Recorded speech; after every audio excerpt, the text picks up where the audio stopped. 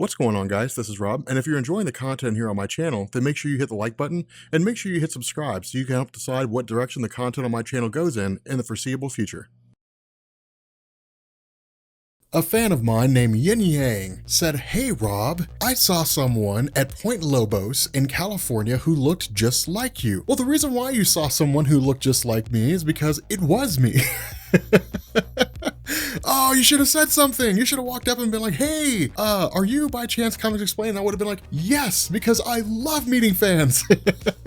Anybody who's met me, God, I love meeting you guys. I love talking to you guys and hanging out with you guys. That's why I love going to comic book conventions. By the way, I will be at PAX West if anybody happens to run into me there. But anyway, we are continuing our series on Omega level and beyond Omega level characters. Now, for those of you guys who are not familiar with my YouTube channel, if you've just stumbled across this video because you're like, Chaos King, what? Omega level and beyond Omega level was originally a Marvel Comics term, and it was a term used to describe the most powerful mutants in existence. This term was expanded to non-mutants, and so they were simply referred to as Omega level threats. For example, Thor is an Omega level threat because of all the strength and power that he has. The Incredible Hulk is an Omega level threat. Hyperion, who we'll probably do next week and is basically Marvel's Superman, he is, an Omega level threat. All these characters are Omega level threats. What we do on this series is we take that general term and we apply it to every character across all comic book mediums who are crazy powerful. So like Divinity from Valiant Comics is crazy powerful. In the last video, we talked about the wizard Shazam, the one that gave Billy Batson his power so he could shout Shazam and become a superhero. He's crazy powerful. So in this video, we are going to be talking about the Chaos King. And while the Chaos King is a little bit obscure, he's crazy powerful. So I think the best way to explain how powerful the Chaos King is to basically trace his major appearances within Marvel Comics. Now, he's only been around for a little over a decade, and during that time, he appeared only a few times. So going through his major story arcs is not only going to give us a better understanding of his history, but it's also going to allow us to discuss most of the feats that he's performed so that we can get a sense of how powerful he is in relation to the rest of the Marvel Universe. Plus, I think it just makes for a more interesting video if we can actually discuss what his character has done, instead of just giving like a laundry list of powers and, all that kind of stuff. And so basically what we'll find out is this guy can do anything he wants to. So the Chaos King's true name is Amatsu Mikabashi, and he was created by Michael Oeming, and his first appearance came in Thor Blood Oath number 6 in 2006 and was based on the Japanese god of chaos of the same name. Now, when he's first introduced, he's simply presented as the Japanese god of evil, and not much about him is explained at that point. However, later that year, the Chaos King as a character would be fleshed out far more in depth in a mini-series that Oeming had wrote called Ares, God of War. Now, what happens during that event is that Ares, who's basically the Greek god of war within the Marvel Universe, has simply grown like ashamed of all the death and violence carried out in his name. So he left Olympus for a life on Earth where he just lives like a regular, lives as a regular person. He has like a job as a contractor, and he's raising a son named Alexander. Why he would choose to be a contractor, I don't know. I would be like, you know what, I'm gonna live a normal life as like a billionaire. Like, that's what I would do.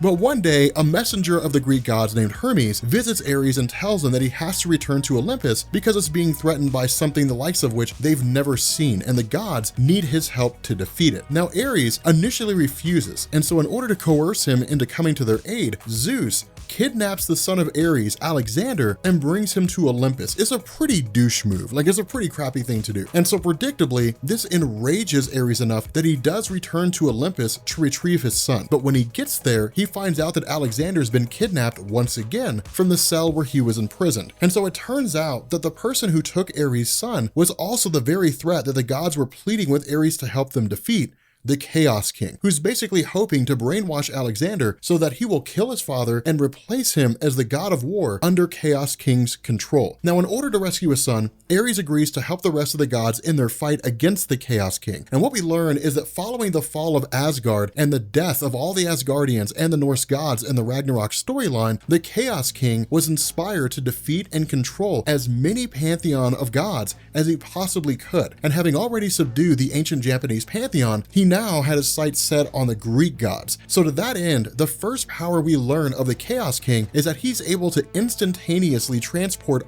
armies to a desired location, which he's done to the Greeks, taking them by surprise and killing a multitude of their warriors. We also learn that the armies he commands are made up of those he's killed, so he's able to basically resurrect the dead and then force them to do his bidding. We also get an idea of how powerful the Chaos King is because we see him mortally wound Zeus, who's the most powerful of all the Greek pantheon. Now, because of this, we know that Chaos King ranks higher in terms of power than Zeus and the other Sky Fathers in the Marvel Universe, like Odin and Vishnu. Now, if you're new to Marvel Comics, the Sky Fathers are basically a group of gods who represent modern day gods. So like the god of Abraham, so to speak. I think it's really just like Yahweh or something along those lines. Vishnu, Odin, Zeus, so on and so forth. They're just like a really powerful group that exists. They don't really interact that often. They just meet up every once in a while. Like when Thanos got the Infinity Gauntlet, Odin called them together and he was like, man, things are popping off, man. Like we need to do something.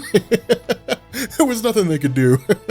They all got wrecked. It was pretty messed up. But what we end up finding out is that later on, Zeus had healed from his injuries, and so he confronts the Chaos King, but the Chaos King absorbs Zeus's attack without any injury and responds by ripping out his heart, seemingly killing him. Now, although we found that the Chaos King is crazy powerful, he's not completely invulnerable, as he's defeated when Alexander is freed from the Chaos King's control and uses the Grass Cutter Sword, a mythical Japanese blade, on him and appears to kill the Chaos King, although we know that this is not the case because he would basically show up later on after having been resurrected. Now, following this apparent resurrection, the Chaos King continues his quest to eliminate as many pantheons of deities as he can, and it's revealed that the reason for this is that the Chaos King existed before the formation of the Marvel multiverse. Essentially, before the multiverse emerged, there was nothing but a void, and in that void, the Chaos King thrived. So his plan was to eliminate the various divine pantheons to bring about a new age of nothingness and chaos. So on the way to accomplishing this, he's recruited by a group known as the God Squad, which was a team formed by the Council of Godheads, a council largely made up of the Sky Fathers, or the most powerful gods that exist in these various pantheons, to basically fight the Skrull pantheon of gods. Now, the God Squad, made up of Hercules, Amadeus Cho, Snowbird, and various others, along with a supposedly reformed Chaos King, defeated the Skrull gods, with Mikabashi appearing to die in the battle. However, this proved false, and the Chaos King took the form of the leader of the Skrull gods and then took control of the rest of the Skrull slave army to aid him on his quest to destroy the entire multiverse. So it was really kind of a cool ruse that he played. But after this, the Chaos King continued on his path of destruction, which we see play out in probably the most popular of his appearances, a 2010 event known as the Chaos War. And it's during this event that we really see just how powerful the Chaos King is, because we see the vast amount of destruction that he's capable of. He kills numerous pantheons of gods, including the Egyptian gods, the Celtic gods, and the Shi'ar gods, as well as the gods of Zenla, the homeworld of the Silver Surfer. He journeys to the Dream Dimension and kills its leader, Nightmare, a villain who has routinely given Doctor Strange a run for his money. This causes most of the Earth's population, including its mortal heroes, to fall into a sleep-like state. And so, slipping into the territory of totally ridiculous, he even goes into hell and destroys Mephisto, effectively Satan himself, and casts Mistress Death out of hell, the entity that represents dying. She is believed to be immutable, indestructible, so on and so forth. But the power of the Chaos King was so extreme that she just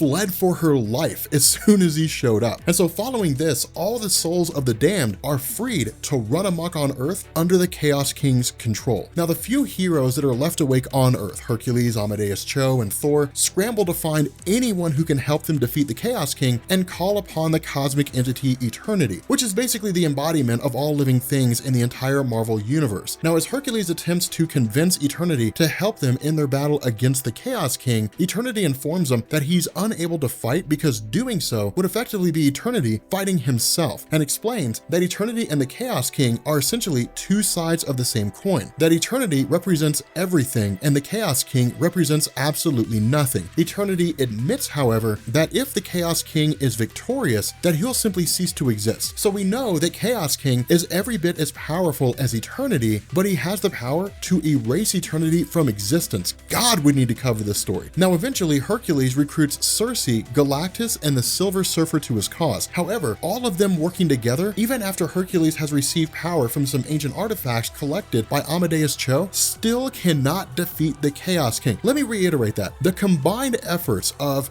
God Hercules, the most powerful version of his character that we've ever seen. This guy would just decimate the Incredible Hulk. God Hercules, Galactus, and Silver Surfer could not beat the Chaos King. And so eventually, Amadeus Cho and Galactus figure out a way to create a portal to a bubble dimension of absolute nothingness. And Hercules manages to summon every ounce of his power and punch the Chaos King into that dimension where he can basically exist surrounded by nothing, which was his desire all along. And that's the last that we ever see of him. But it's pretty obvious that the Chaos King is way beyond Omega level and is one of the most powerful entities in the Marvel multiverse. Now, I know we haven't really talked about what his specific powers are yet in any real measure of detail, so we'll go into those, super fast. So obviously he has your standard run of abilities: super strength, super speed, invulnerability, and he's basically immortal since he's existed since before the creation of the multiverse, and we haven't seen anything in Marvel Comics that can permanently kill him. He can resurrect himself and others and control the minds of those that he raises from the dead. He can teleport himself and thousands of other individuals instantaneously. He can alter his size and shape and become invisible. He can create shadow copies of himself. He can travel between dimensions. He can destroy and enslave even the strongest of opponents, including gods, and can destroy entire universes, as well as Jesus Christ, this guy's powerful. He was said to have destroyed over 98% of the multiverse before being shunted off to the bubble universe of nothingness. So yeah, this guy is OP. To say the least. Chaos King is crazy powerful. Yeah. What do you do with a character like that? Because I gotta be honest, man, a guy with a power like this, I'd say maybe the only person that would really be able to give him like a run for his money, barring, someone like the one above all, would probably be Marquis of Death. And even then there's no guarantee. So like this dude, this dude's OP. But anyway, guys, we're gonna go ahead and bring this video to an end. If you are new here to Comics Explained, make sure you guys hit the sub button to become part of the Rob Corps. If you guys enjoyed this video, make sure you drop a like, leave a comment down below. Let me know who you guys want me to cover after Hyperion. Hyperion's basically Marvel Superman, so we're going to cover him next Friday. But let me know what character you guys want me to cover next, and I will catch you all later. Peace.